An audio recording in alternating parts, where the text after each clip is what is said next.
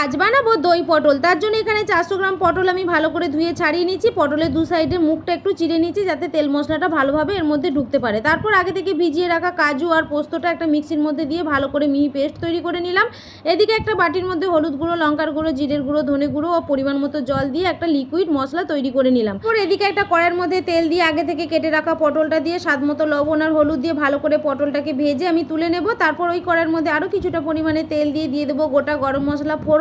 তারপর দিয়ে দেবো আগে থেকে গুলে রাখা সেই মশলার গুঁড়োটা। তারপরে দিয়ে দিলাম আদা আর কাঁচা লঙ্কা বাটা।